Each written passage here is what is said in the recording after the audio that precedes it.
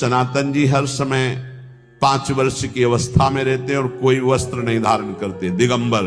दिग माने दिशाएं, दिशाएं ही जिनकी अंबर है, अर्थात नग्न अवस्था में रहते हैं।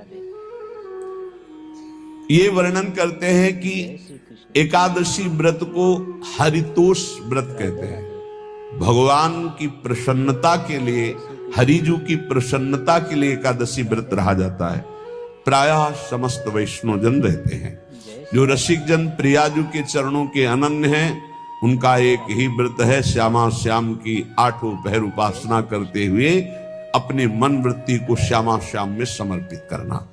पर जो एकादशी व्रत रहते हैं परम धन्य है, वो हरितोष व्रत है। अब एकादशी व्रत का नियम क्या है और कैसे एकादशी व्रत का फल मिलता है, कई बार चर्चा हुई। बहुत सुंदर शास्त्र प्रमाण के अनुसार श्री सनातन मुनि बोल रहे हैं, जिसे एकादशी रहनी हो और एकादशी का फल प्राप्त करना हो, उसको 3 दिन, एक तो दशमी और एक द्वादशी और फिर बीच में एकादशी, उसको 3 दिन संयम में रहना होता है, तब बीच की एकादशी का उसे फल प्राप्त होता है। जिसे एकादशी व्रत रहना हो उसका नियम है कि दशमी के दिन कांसे के पात्र का त्याग करें। वैष्णव सिद्धांत है कि कभी जिसमें मांस बना उस रसोई का भोजन न ग्रहण करे। मसूर की दाल, चना की दाल, कोदों और कोई भी शाक, शहद, दूसरों का अन्न, दोबारा भोजन और मैथुन, ये दशमी के दिन त्याग दे। एक बार दशमी के दिन भोजन करे 24 घंटे में, क्योंकि एकादशी रहना है। कांसे का पात्र, जिस रसोई में मांस बना उसके भोजन का त्याग, मसूर की दाल, चना, कोदो, शाक, मधु अर्थात शहद और दूसरे के द्वारा दिया हुआ भोजन और दोबारा भोजन और मैथुन क्रिया, इनका दशमी के दिन कभी भी प्रयोग ना करें। इन 10 वस्तुओं से वैष्णव दूर रहे दशमी के दिन। फिर एकादशी के व्रत में, ये पीछे तो हम वर्णन कर ही चुके हैं, कहीं नहीं आया यहाँ कुटू का वो कचौड़ी पकौड़ी और सिंघाड़ा का हलवा और ये दुनिया के खीर और सब। ये एकादशी के दिन किसी भी तरह की गेम आदि क्रीड़ा ना खेले। जैसे अब आज व्रत है तो बैठे हैं अपना मोबाइल में गेम खेल रहे हैं, ऐसा कोई भी क्रीड़ा नहीं, द्यूत क्रीड़ा, किसी भी तरह का गेम, ये सब खेल नहीं। एकादशी के दिन उपासक को चाहिए कि वो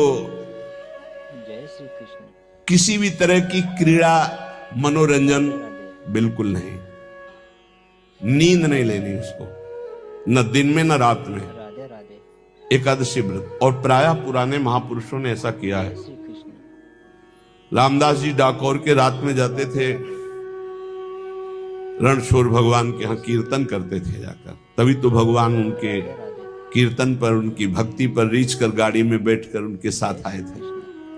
पूरी रात जग कर कीर्तन करना, और दिन में तो सोना ही निषेध है। पान खाना निषेध है, एकादशी को बिल्कुल नहीं।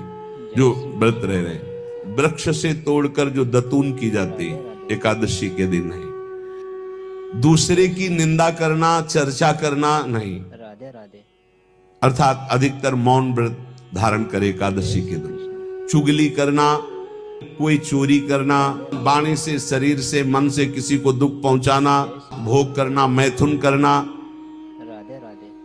किसी के ऊपर गुस्सा करना, झूठ बोलना, एकादशी के दिन ये नहीं करना चाहिए। एकादशी को एक बार कुछ फलाहार शुद्ध, अगर आपके पास कोई व्यवस्था नहीं तो थोड़ा दूध है, जल है, ऐसे आप लेकर, या थोड़ा सा फल ले, थोड़ा सा फल लेकर के प्राण पोषण, एक दिन में मर नहीं जाओगे, कितने तो निर्जला एकादशी रहते हैं, हर एकादशी निर्जला। पूज्य श्री मथुरा दास जी निर्जला ही रहते थे हर एकादशी। चलो भैया आपकी सामर्थ्य नहीं तो जल 2-4 बार ले लो, एक बार थोड़ा सा दूध और फल ले लो, चल जाएगा काम, प्राणों का पोषण हो जाएगा। ये आचरण न करे, एक बार जय श्री कृष्ण कुछ आहार ले ले, वो भी शुद्ध भगवद अर्पित प्रसाद। फिर द्वादशी को कांस के पात्र में द्वादशी को भी भोजन न पावे। जिस रसोई में मांस बनाओ उसमें आहार न ले, किसी भी तरह का नशा द्वादशी को न करे, शहद न पाए, तेल के बने पदार्थ न पाए, मिथ्या भाषण न करे और बहुत शरीर का व्यायाम न करे, बहुत थकावट वाले कार्य न करे, दोबारा भोजन न करे। एक बार द्वादशी को भी भोजन पवित्र, मैथुन न करे, जिसका स्पर्श नहीं किया जाता ऐसे पदार्थों का स्पर्श न करे, और मसूर की दाल न खाए। द्वादशी को जो इन नियमों का पालन करता है, दशमी द्वादशी ऐसे और एकादशी ऐसे, तब उसे एकादशी व्रत का फल प्राप्त होता है।